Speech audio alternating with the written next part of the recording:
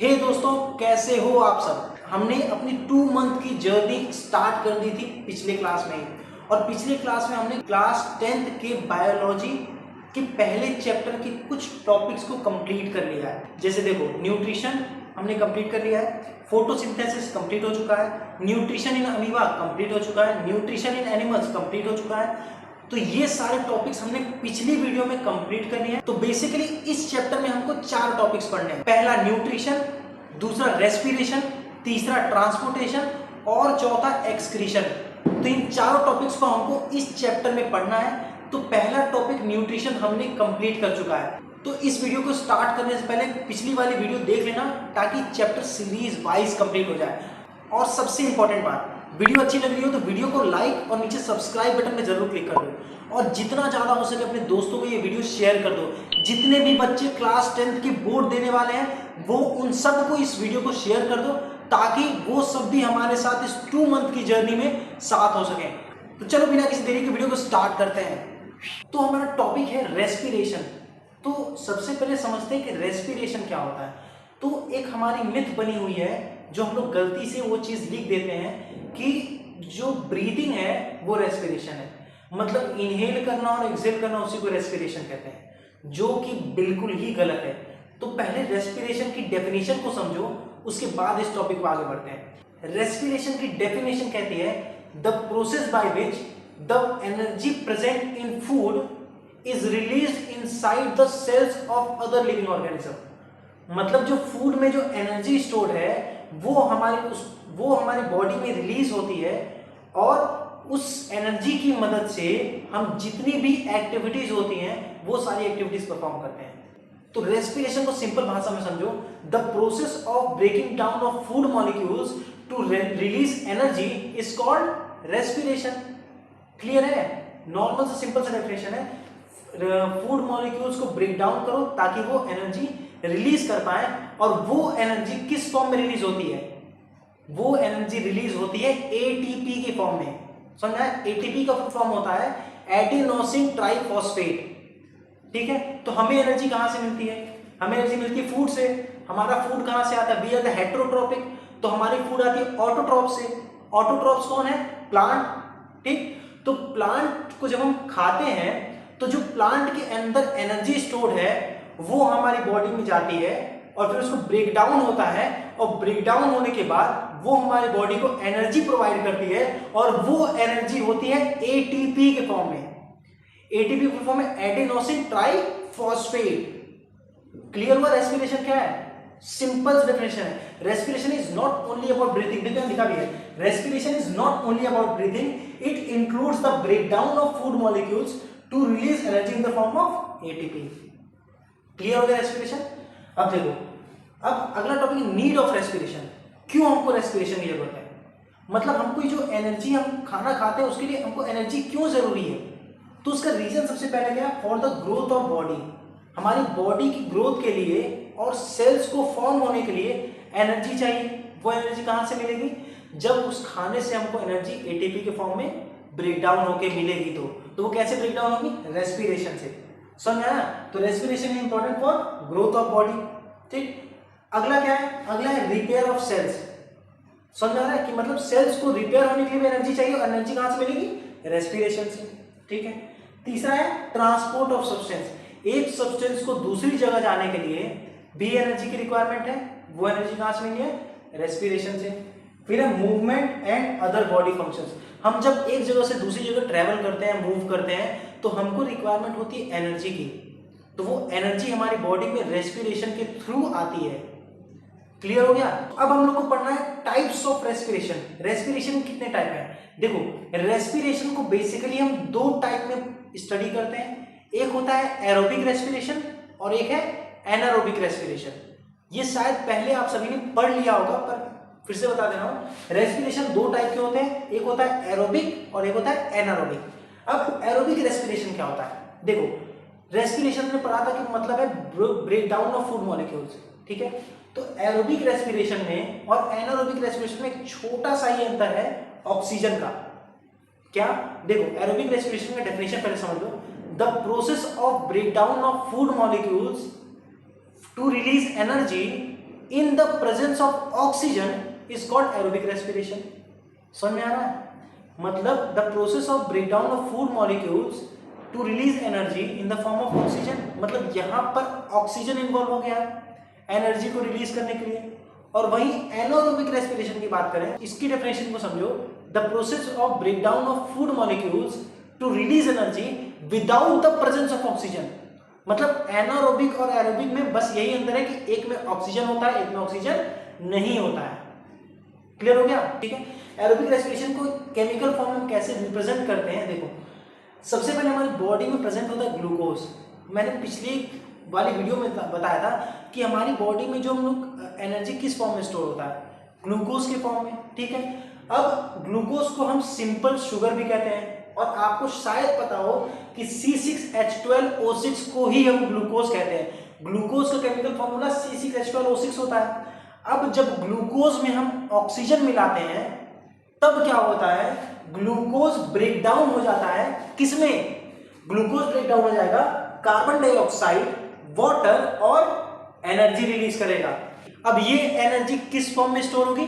ये energy store होगी ATP यानी एडिनोसिन ट्राइफॉस्फेट के फॉर्म में। तो फूड के मतलब एक मॉलिक्यूल्स होता है, single molecules of food releases 38 ATP of energy. समझ आ रहा है? एक single molecule 38 ATP of energy को रिलीज करेगा एरोबिक रेस्पिरेशन में। तो अब हम पढ़ेंगे एनारोबिक रेस्पिरेशन को।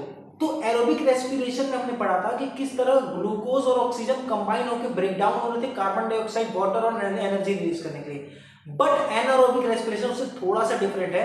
तो पहले इसकी डेफिनेशन को देख लो, the process of breakdown of food molecules without the presence of oxygen for the purpose of releasing energy.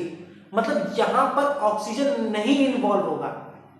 Clear हो गया? डेफिनेशन एरोबिक और एनारोबिक का बिल्कुल सेम है, बस ऑक्सीजन वर्ड का अंतर है, एक में इन्वॉल्व होगा एक में नहीं इन्वॉल्व होगा। अब इसकी केमिकल फॉर्मूला क्या समझना है, देखो जो ग्लूकोज प्रेजेंट है एरोबिक में, ग्लूकोज ऑक्सीजन के साथ कंबाइन हो रहा था, बट इसमें ग्लूकोज कंबाइन नहीं होगा और ग्लूकोज ब्रेकडाउन होगा। किसमें? ग्लूकोज ब्रेकडाउन होता है अल्कोहल में, कार्बन डाइऑक्साइड गैस में, और एनर्जी को रिलीज करता है। समझ में आया? The glucose breaks down to form C2H5OH, that is alcohol plus carbon dioxide gas and releases energy। ठीक है। अब ज्यादातर एनारोबिक रेस्पिरेशन यीस्ट में देखने को मिलता है। हमारी एक कॉमन सी प्रॉब्लम है जो इस टॉपिक से रिलेटेड एग्जाम्स में बहुत पूछता है, Why we are having muscle cramps? हमें मसल क्रैम्प्स क्यों होते हैं, मसल्स में अचानक से पेन क्यों होने लगती है? तो उसका रीजन भी इस टॉपिक से रिलेटेड है। देखो होता क्या है, हमारी बॉडी में ग्लूकोज है, ग्लूकोज जब ऑक्सीजन के एब्सेंस में ब्रेक डाउन होगा तब वो रिलीज करता है लैक्टिक एसिड और एनर्जी को। तो एनर्जी तो हम यूटिलाइज कर लेते हैं, पर जो लैक्टिक एसिड है वो कहीं ना कहीं हमारे मसल्स में की फ्लेक्सिबिलिटी को कम करता है, जिसके कारण हमें मसल क्रैम्प्स होने स्टार्ट हो जाते हैं और मसल्स में पेन होना स्टार्ट हो जाती है। समझ में आ रहा है? तो क्यों ऑक्सीजन इंपॉर्टेंट रेस्पिरेशन में, इसका रीजन यहां पे दिख जाएगा। बोर्ड में ये क्वेश्चन बहुत पूछता है, बहुत बार पूछा है कि why we are having muscle cramps. तो उसका सिंपल रीजन है because of anaerobic respiration the glucose releases lactic acid which causes some muscle pains in our body. तो हमारा अगला टॉपिक है स्टेजेस ऑफ रेस्पिरेशन। रेस्पिरेशन के कौन कौन से स्टेज है? देखो हमारे सेल्स में रेस्पिरेशन होता है और रेस्पिरेशन बेसिकली 3 स्टेज में होता है। ठीक है, तीनों स्टेज का नाम क्या है? पहला स्टेज है ग्लाइकोलाइसिस, दूसरा स्टेज है क्रेब्स साइकिल, तीसरा है इलेक्ट्रॉन ट्रांसपोर्ट चेन। मतलब 3 स्टेज ग्लाइकोलाइसिस, क्रेब्स साइकिल और इलेक्ट्रॉन ट्रांसपोर्ट चेन में हमारा सेलुलर रेस्पिरेशन होता है। तो तीनों सीढ़ी है, पहले सीढ़ी, दूसरी सीढ़ी, फिर तीसरी सीढ़ी। तो सबसे पहले पढ़ते हैं ग्लाइकोलाइसिस, एक एक करके तीनों को डिस्कस करेंगे। पहला है ग्लाइकोलाइसिस। ग्लाइकोलाइसिस क्या है? देखो ग्लाइकोलाइसिस एक ऐसा प्रोसेस है जिसमें ग्लूकोज ब्रेक डाउन होता है पाइरुवेट में without the presence of oxygen. Glycolysis process में ऑक्सीजन बिल्कुल भी इन्वॉल्व नहीं होता है और इसमें ग्लूकोज पाइरुवेट में ब्रेक डाउन होता है। अब इसके बाद जो मेरी अगली पहली सीढ़ी हो गई glucose break down into pyruvate. अगली सीढ़ी आ गई क्रेब्स साइकिल की। क्रेब्स साइकिल एक ऐसा चेन है जिसमें क्या होगा कि जो हमारा पायरूवेट है वो फर्दर ब्रेक डाउन होगा ताकि वो एनर्जी को रिलीज कर पाए। तो पायरूवेट बेसिकली कहाँ होता है? माइटोकॉन्ड्रिया में। कहाँ पे? माइटोकॉन्ड्रिया में। इसीलिए बार बार कहते हैं कि mitochondria is the power house of the cell. क्यों कहते हैं वो रीजन यहीं से समझ में आ जाएगा। देखो क्रेब्स साइकिल में क्या होता है कि माइटोकॉन्ड्रिया में जो पायरूवेट है जो साइटोप्लाज्म में स्टोर हो गया था, pyruvate further breaks down into carbon dioxide and release energy. Energy directly नहीं रिलीज हो रही है, पहले ग्लूकोज से ब्रेक डाउन हो रहा है किसमें? पायरूवेट में, और फिर पायरूवेट ब्रेक डाउन हो रहा है किसमें? कार्बन डाइऑक्साइड और एनर्जी में इन द प्रेजेंस ऑफ ऑक्सीजन। ये वाला जो क्रेब्स साइकिल है ये ऑक्सीजन के प्रेजेंस में होता है। ठीक है क्या? तो एनर्जी यहाँ पर रिलीज हो गई माइटोकॉन्ड्रिया में। तीसरा स्टेप है electron transport chain. Electron transport chain में क्या होगा? देखो ये बहुत ही सिंपल है। इलेक्ट्रॉन ट्रांसपोर्ट चेन में जो एनर्जी रिलीज की गई है, ठीक है, वो फर्दर कन्वर्ट होगी एटीपी के फॉर्म में। समझ में आया कि एनर्जी पहले एटीपी के फॉर्म में नहीं रिलीज की गई थी, तो अब ये तीसरे वाले स्टेप में ये एटीपी के फॉर्म में कन्वर्ट होगी ताकि हमारी बॉडी उसको इजीली यूटिलाइज कर सके। तो स्टेज ऑफ सेलुलर रेस्पिरेशन में 3 चीज पढ़ना है। क्या क्या? पहला है ग्लाइकोलिसिस। ग्लाइकोलिसिस एक ऐसा प्रोसेस है जिसमें ग्लूकोज ब्रेक डाउन होता है किसमें? पायरूवेट में। ये होता कहाँ पे है? साइटोप्लाज्म में। ठीक। दूसरा स्टेप है क्रेब्स साइकिल। क्रेब्स साइकिल कहाँ पे होता है? माइटोकॉन्ड्रिया में। इसमें क्या होता है? इसमें जो पायरूवेट है वो फर्दर ब्रेक डाउन होता है कार्बन डाइऑक्साइड और रिलीज करता है एनर्जी, और ये ऑक्सीजन के प्रेजेंस में होता है। ठीक। तीसरा स्टेप है इलेक्ट्रॉन ट्रांसपोर्ट चेन। इसमें क्या होगा? इसमें जो एनर्जी थी वो एटीपी के फॉर्म में नहीं थी, तो एटीपी के फॉर्म में एनर्जी कन्वर्ट होती है ताकि हमारी बॉडी इसको इजीली एब्जॉर्ब कर सके और यूटिलाइज कर सके। तो हमारा अगला टॉपिक है रेस्पिरेशन इन ह्यूमन बींग्स। ठीक है, तो इस टॉपिक में हम लोग को पढ़ना है कि ह्यूमन बींग्स यानी हम सब में रेस्पिरेशन कैसे होता है। तो एक एक करके जो भी ऑर्गन्स इन्वॉल्व होते हैं इस रेस्पिरेशन प्रोसेस में उसको सबसे पहले समझ लेते हैं। देखो सबसे पहला ऑर्गन है नॉस्ट्रिल्स। नॉस्ट्रिल्स यानी हमारी ये नाक, जो हवा बाहर की होती है वो हमारे नाक से ही, नाक के जो 2 छेद है यहाँ से अंदर जाती है। ठीक है, तो इसको यहाँ से एयर एंटर करती है हमारी बॉडी में, इसको क्या कहते हैं? नॉस्ट्रिल्स। मतलब ये ऑर्गन इन्वॉल्व है सबसे पहला रेस्पिरेशन में। नॉस्ट्रिल्स के बाद जो हवा अंदर गई वो इस नेसल कैविटी में गई। जो नाक के ऊपर की जो कैविटी का मतलब होता है स्पेस, जो खाली स्पेस है, तो नाक के अंदर जो खाली स्पेस है ये जो एयर बाहर से गई ये कई सारी इम्प्यूरिटीज के साथ मिली होती है। तो उस इम्प्यूरिटीज के जो हमारे नेसल कैविटी में हेयर्स होते हैं ना, वो क्या करते हैं? उस इम्प्यूरिटीज को फिल्टर करते हैं। जिस तरह पानी फिल्टर होता है ना, फिल्टर आपके घर लगा होगा, तो समझो कि जिस तरह पानी फिल्टर होता है उसी तरह जो हवा है वो भी फिल्टर होती है। तो हवा के अंदर जो इम्प्यूरिटीज हैं वो यहाँ से जाएगा, और जो हेयर जो नेसल कैविटी में है वो इम्प्यूरिटीज को रोक देंगे और एक प्योर एयर अंदर जाने देंगे। ठीक है, तो नेसल कैविटी क्या करता है? डस्ट इम्प्यूरिटीज को फिल्टर करता है। फिर क्या होती है? वो हवा हमारी जाती है फेरिंग्स में। फेरिंग्स क्या है? हमारे नाक से जो ये हमारे लैरिंग्स तक जो पैसेज वे है उसको फेरिंग्स कहते हैं। तो यहाँ से क्या होता है? एयर यहाँ से पास होकर हमारे फेरिंग्स तक आता है। ठीक है, अब फेरिंग्स के बाद जो ऑर्गन इन्वॉल्व है वो है लैरिंग्स। लैरिंग्स होता है हमारा वॉइस बॉक्स। वॉइस बॉक्स यहाँ पे होता है। ठीक है, तो हवा यहाँ से नाक से अंदर गई और नाक से आने के बाद हमारे वॉइस बॉक्स पर आई। ठीक है, अब 5वां जो ऑर्गन इन्वॉल्व है वो है ट्रैकिया। ट्रैकिया क्या होता है? ट्रैकिया मतलब विंड पाइप। तो यहाँ से यानी लैरिंग्स से एक पाइप जाती है हमारे लंग्स तक, वो पाइप को कहते हैं हम ट्रैकिया। तो हवा हमारे लैरिंग्स से होकर, सबसे पहले कहा है नॉस्ट्रिल्स, नॉस्ट्रिल से nasal cavity, nasal cavity pharynx, pharynx से लैरिंग्स, लैरिंग्स से होकर विंड पाइप, और विंड पाइप के बाद यहाँ से ये हवा आई अंदर, और उसके बाद हमारी जो ऊपर से हवा आती है, यानी विंड पाइप की 2 डिवीजन होती है। हमारे लंग्स 2 होते हैं ना, तो 2 पाइप हमारे लंग्स में जाती है, इसको हम लोग कहते हैं ब्रोंकी। समझा ना?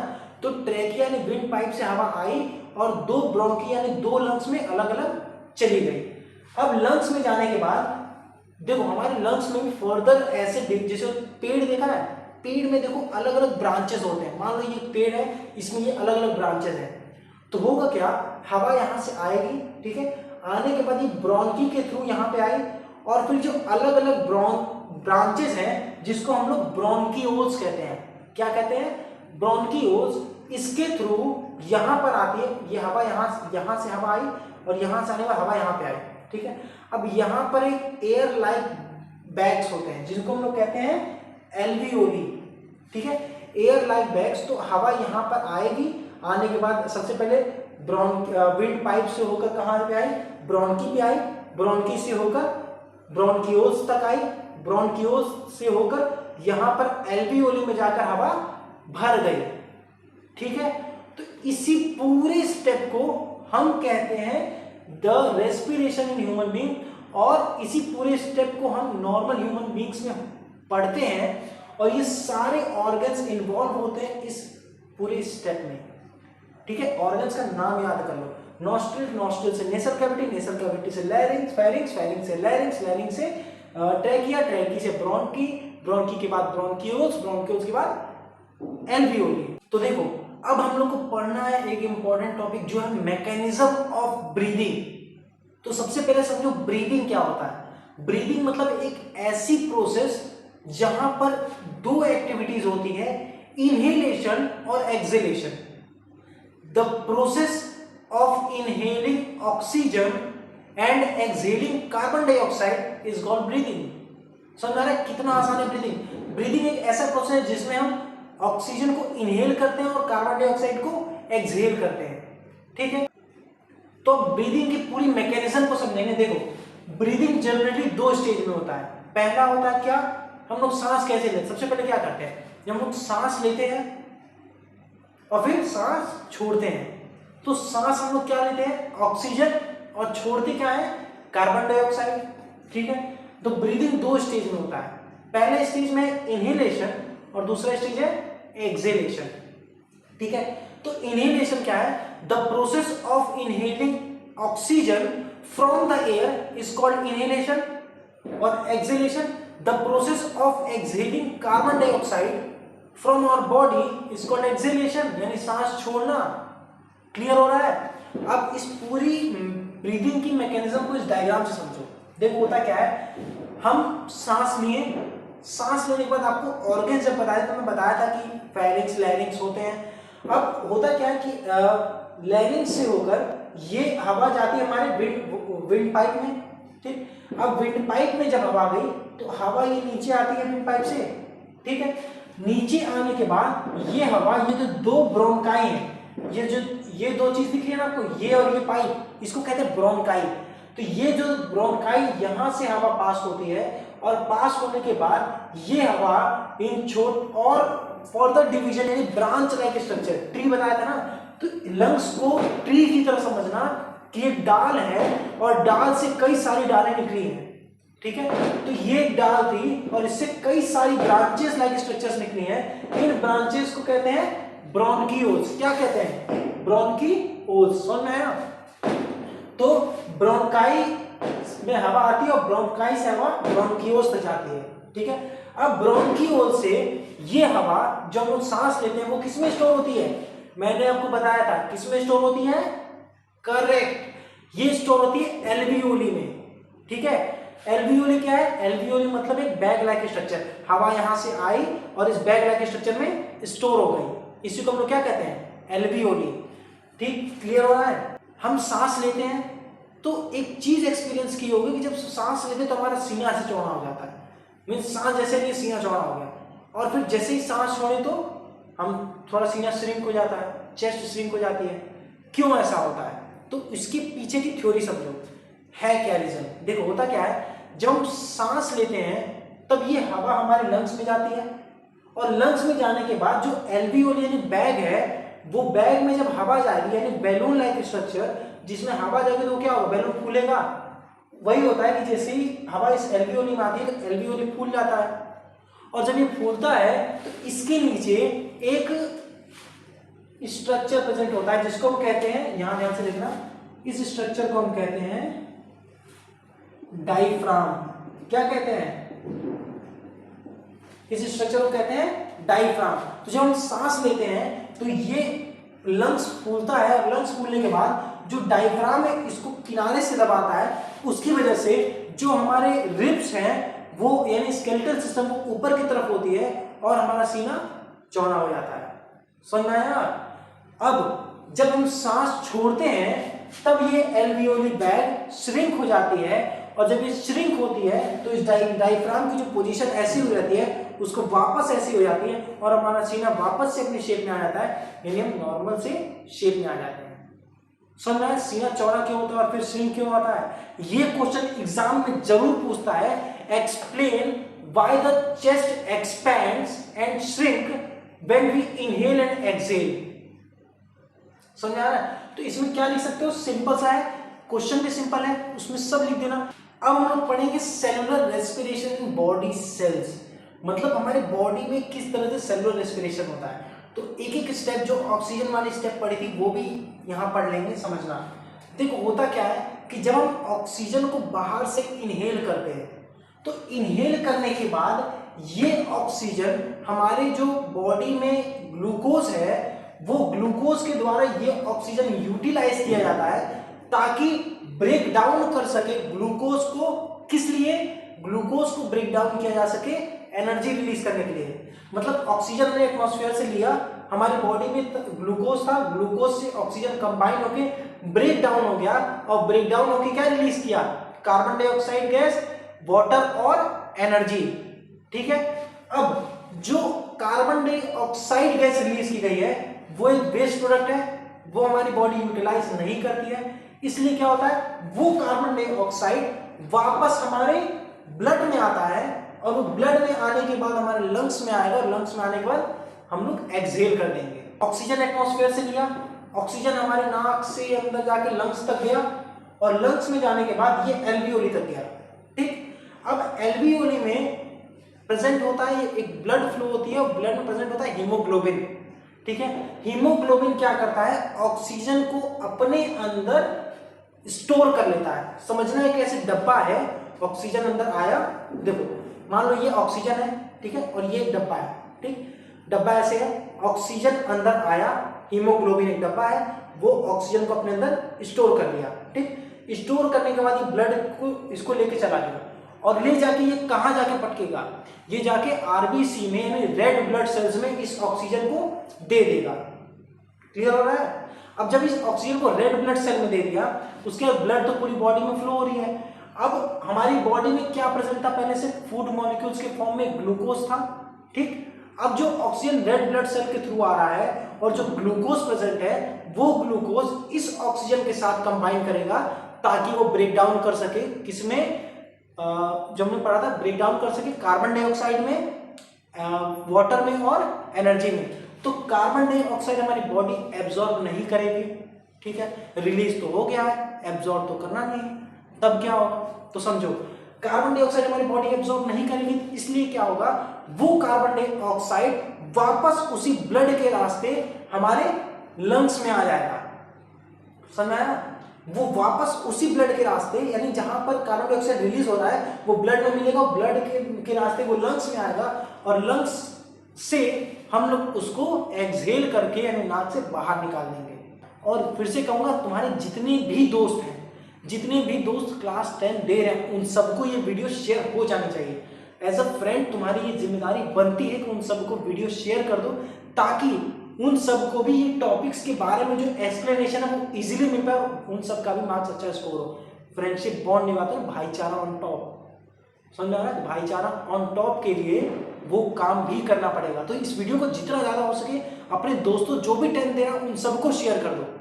ठीक है, चलो हम नेक्स्ट टॉपिक पे चलते हैं। तो अब हम जिस टॉपिक को डिस्कस करने वाले हैं वो है हमारा एनर्जी करेंसी ऑफ सेल यानी एटीपी। एटीपी इस चैप्टर का बहुत ही इंपॉर्टेंट टॉपिक है और वो अब हम डिस्कस करने वाले हैं। देखो, एटीपी का फुल फॉर्म होता है एडेनोसिन ट्राइफॉस्फेट। ठीक है, हम लोग को जो बॉडी में हमारी एनर्जी होती है वो एनर्जी किस फॉर्म में स्टोर होती है? तो वो एटीपी के फॉर्म में स्टोर होती है। अब ऐसा हमारा कौन सा ऑर्गेनेल है जो एटीपी को रिलीज करता है? तो उसका नाम है माइटोकॉन्ड्रिया। एक ऑर्गेनेल का नाम याद करो, माइटोकॉन्ड्रिया। और माइटोकॉन्ड्रिया को हम लोग कहते हैं power house of the cell. क्यों कहते हैं? क्यों? क्योंकि वो एटीपी मॉलिक्यूल्स को रिलीज करता है। समझ में आ रहा है? ठीक। अब देखो एटीपी क्या होता है, नाम तो पढ़ लेंगे, एडिनोसिन ट्राइफॉस्फेट। ठीक है, एटीपी का मतलब क्या है? एटीपी का मतलब होता है the small packet of energy used by the cell. मतलब हमारी जो सेल्स है वो कोई भी एक्टिविटी करने के लिए जिस स्मॉल पैकेट एनर्जी का इस्तेमाल करती हैं, जो छोटे छोटे पैकेट्स में है, उसी एनर्जी यानी उसी पैकेट को हम लोग कहते हैं एटीपी। अगर एग्जाम में एटीपी के बारे में पूछ दे तो इतना सब लिख देना, फुल मार्क्स मिल जाएंगे। रेस्पिरेशन के स्टार्टिंग में हमने ब्रेकडाउन के बारे में बताया था कि किस तरह ब्रेकडाउन होता है। तो ग्लूकोज जब ब्रेकडाउन होगा तो ब्रेकडाउन होने के बाद वो क्या रिलीज करता है? एनर्जी रिलीज करता है। तो glucose breakdown into form energy. तो स्टार्टिंग समझो कि सबसे पहले वो एनर्जी होती है एडीपी के फॉर्म में। किस फॉर्म में? एडीपी। मतलब जब ग्लूकोज ब्रेकडाउन होगा तो जो एनर्जी होगी वो सबसे पहले फॉर्म में होती है एडीपी के। एडीपी का मतलब होता है एडिनोसिन डाइफॉस्फेट। तो एडिनोसिन डाइफॉस्फेट जब इनऑर्गेनिक फॉस्फेट के साथ कंबाइन होता है और जो एक्स्ट्रा कैटलिस्ट के रूप में जो एनर्जी यूज होती है उसके साथ कंबाइन होगा, तो ये तीनों मिलके क्या बनाते हैं? एटीपी मॉलिक्यूल्स को बनाते हैं, ये तीनों मिलके। क्लियर हो रहा है? तो अगर एग्जाम में बोल दे लिखने को तो ये सारा पॉइंट लिख देना। हमारा अगला टॉपिक है रेस्पिरेशन इन प्लांट्स। मतलब हमने एनिमल्स के बारे में तो पढ़ लिया, ह्यूमन बींग्स के बारे में पढ़ लिया, बट प्लांट्स में रेस्पिरेशन कैसे होता है इस टॉपिक में पढ़ना है। देखो प्लांट्स में कोई स्पेशल ऑर्गन्स नहीं होते हैं। जैसे ह्यूमंस हमने पढ़ा कि लैरिंक्स, फेरिंक्स, विंड पाइप, फिर ब्रोंकियोल्स, ब्रोंकी, एल्वियोली, लंग्स, इतने सारे होते हैं। बट प्लांट्स में कोई स्पेशल ऑर्गन नहीं होता है। हर एक सेल इंडिपेंडेंटली यानी डायरेक्टली क्या करता है? रेस्पिरेशन करता है। समझ आ रहा है? Every cell is capable of doing respiration by itself. अब प्लांट सेल में भी गैसेस की एक्सचेंज होती है, जैसे हमारी ह्यूमन बॉडी में होता है कि हम ऑक्सीजन लेते हैं और कार्बन डाइऑक्साइड को बाहर छोड़ते हैं। ठीक, तो ऐसे ही प्लांट सेल में भी होता है और गैसेस एक्सचेंज प्लांट सेल्स में भी होते हैं। वो कैसे होते हैं? वो दो जगह होते हैं। पहला है स्टोमेटा। स्टोमेटा क्या है? A narrow opening in the leaves. Leaves जो लीव्स होती है, लीव्स में जो ओपनिंग होती है उसको स्टोमेटा कहते हैं। और उस जगह पे गैसेस की एक्सचेंज होती है। साथ में कुछ प्लांट की वैरायटीज में लीव्स ना होने के कारण जो उनके स्टेम्स होते हैं यानी lenticels, they are itself capable of respiration. तो प्लांट सेल में रेस्पिरेशन दो जगह से होता है, एक होता है स्टोमेटा में और एक लेंटिकल्स में। ठीक है, अब इस रेस्पिरेशन को समझो कैसे होता है। ठीक, दिन के समय में यानी डे टाइम में जब सनलाइट है उस समय पे क्या होगा? प्लांट सेल दो तरीके से रेस्पायर करता है। पहला स्टेज है फोटोसिंथेसिस। फोटोसिंथेसिस वही जो पहले हमने डिस्कस कर लिया है। ठीक है, फोटोसिंथेसिस के लिए पिछली वाली वीडियो देख लेना, उसमें पूरा समझाया था फोटोसिंथेसिस क्या होता है। वही सिंपल है कि एक ऐसा प्रोसेस जिसमें प्लांट सेल अपना खाना खुद बनाते हैं, उसी को फोटोसिंथेसिस था। इसमें क्या होता है? इसमें हम एटमॉस्फेयर में जो कार्बन डाइऑक्साइड गैस है उसका यूज करते हैं फोटोसिंथेसिस प्रोसेस में। ठीक, और अगला स्टेप डे टाइम में जो होता है वो होता है रेस्पिरेशन। रेस्पिरेशन में क्या होता है? हम कार्बन डाइऑक्साइड को रिलीज करते हैं। ठीक है, अब रात, ये तो दो दिन के समय में, रात के समय में क्या होता है? ऐसा सुने होंगे, कहा जाता है कि रात के समय में बच्चों को पेड़ के पास नहीं सोना चाहिए या हमें रात के समय में पेड़ के पास नहीं रहना चाहिए। What is the fact? Fact क्या है? क्यों नहीं रहना चाहिए यार? पेड़ ऑक्सीजन दे रहा है, क्यों नहीं रहा उसके पास? But the fact is during night time the plant only respire, it means it only releases carbon dioxide gas।